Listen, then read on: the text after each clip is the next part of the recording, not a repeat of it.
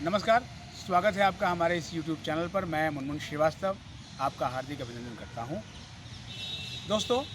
College of art में इस साल एडमिशन होंगे या नहीं होंगे, इसको लेकर विद्यार्थियों के मन में बहुत आशंकाएं हैं। कारण ये है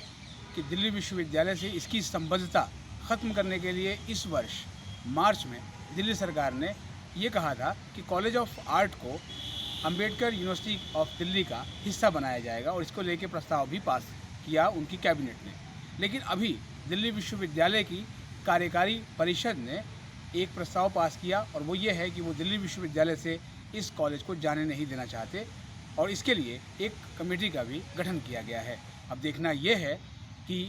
किस तरह से विश्वविद्यालय इस कॉलेज को रोकने में कामयाब होता है, क्योंकि विश्वविद्यालय में ये चर्चा आम है कि यदि अंबेडकर यूनिवर्सिटी में कॉलेज ऑफ आर्ट का विलय हो गया तो दिल्ली सरकार से वित्त पोषित अन्य कॉलेजों के भी अंबेडकर यूनिवर्सिटी में जाने का रास्ता साफ हो जाएगा, जो दिल्ली विश्वविद्यालय का शिक्षक समुदाय नहीं चाहता। इन्हीं को लेकर हमने दिल्ली विश्वविद्यालय के विद्वत परिषद के सदस्य डॉक्टर सुनील शर्मा से खास बातचीत की। आइए जानते हैं क्या कहा सुनील शर्मा ने।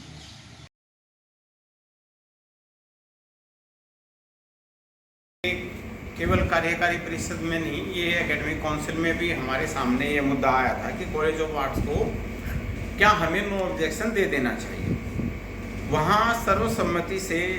जो है, चाहे प्रिंसिपल साथी रहे हों हमारे या एकेडमिक काउंसिल के 25-26 लोग जो इलेक्टेड रहे हों या अन्य जो डीन हैं, सब ने सर्वसम्मति से ये फैसला किया कि जिस प्रकार से केजरीवाल साहब ये दिल्ली के अंदर ज़बरदस्ती हमारे जो प्रीमियम इंस्टीट्यूट्स हैं उनको ले जाने की एक मुहिम उन्होंने बना रखी है, हम कॉलेज ऑफ आर्ट्स को किसी प्रकार का नो ऑब्जेक्शन नहीं देंगे। और वाइस चांसलर की अध्यक्षता में ही एक कमेटी गठित करने का प्रस्ताव भी हमारे डूपा के जो प्रेसिडेंट जसविंदर जी ने भी दिया था, जिसका कि सब लोगों ने तहे दिल से समर्थन किया, स्वागत किया कि वाइस चांसलर साहब इस पर वाइजर डिसीजन ले, विवेकपूर्ण तरीके से डिसीजन ले और एकेडमिक काउंसिल और बाद में उसकी कार्यकारी परिषद की जो है बैठक में इसको हमने बिल्कुल नकारा है कि हम इस प्रकार के नो ऑब्जेक्शन हम अपनी यूनिवर्सिटी से डीएफिलिएट करने के लिए नहीं देंगे। देखिए, इस अव्यवस्था को लेकर वैसे तो केजरीवाल साहब और अव्यवस्था दोनों एक दूसरे के जो है पर्यायवाची शब्द हैं। इस अव्यवस्था को लेकर केजरीवाल सरकार पूर्ण रूप से जिम्मेदार है। कॉलेज ऑफ आर्ट जैसे कॉलेज ऑफ फार्मेसी, हमारा इंजीनियरिंग कॉलेज, हमारे जो है एनएसआईटी, ये इस प्रकार के जो यूनिक दिल्ली यूनिवर्सिटी के अगर सही मायने में ये कहे जाएँ तो मतलब ये जो है जेम हैं, इनको धीरे धीरे करके वो हथकंडे अपनाकर अपने पास लेते जा रहे हैं। लेकिन कॉलेज ऑफ आर्ट्स पर अब निश्चित रूप से दिल्ली विश्वविद्यालय के एकेडमिक काउंसिल और कार्यकारी परिषद के अंदर ये जो फैसला हो चुका है और जिस पर हम अडिग रहेंगे कि हम इसको नहीं जाने देंगे, निश्चित रूप से कुछ दिनों तक बच्चों के भविष्य के ऊपर तलवार लटकी हुई है, लेकिन लगता है कि ये अनिश्चितता जल्दी दूर हो।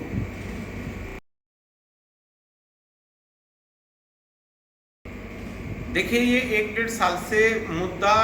गहन हो गया है। चल तो ये बहुत पुराना रहा है, जब से दूसरी बार केजरीवाल साहब ने मतलब अपनी सरकार बनाई है तब से ही 12 कॉलेजों की फंडिंग को लेकर और इसमें अलग अलग तरीके के हथकंडे अपनाकर इन 12 कॉलेजों को भी लेने का जो है उन्होंने योजना बनाई हुई है। जिस टाइम पे कॉलेज ऑफ आर्ट्स के ऊपर इस प्रकार की कार्रवाई की जा रही थी, ठीक उसी प्रकार से जो दिल्ली यूनिवर्सिटी का एक यूनिक कॉलेज है जिसमें फिजिकल एजुकेशन की पढ़ाई होती है, IGPS विकासपुरी के अंदर, उसकी भी ठीक योजना बन रही थी। लेकिन टीचर्स वर्ग के अंदर अध्यापकों ने डूटा के माध्यम से भी और अपने व्यक्तिगत संगठनों के माध्यम से भी पुरजोर इसका विरोध किया, जिसके कारण अभी उनकी ये जो विलयवादी नीति है इसको जो है थोड़ा सा विराम मिला है। लेकिन जिस प्रकार से फंडिंग को लेकर लगातार तंग किया जा रहा है, पहले जीबी का बहाना बनाकर हमको तंग करने की कोशिश की, अब जीबी भी 12 कॉलेजों में आम आदमी पार्टी के, उसके बाद भी 4-4, 5-5, 6-6 महीने, चाहे कोई तीज हो, त्यौहार हो, कुछ भी हो, लोगों के मेडिकल बिल फंसे पड़े हैं, लोगों के बच्चों की जो है पढ़ाई के जो है वो फीस बराबर नहीं जा रही है। तो ये एक असंवेदनशील सरकार के होने के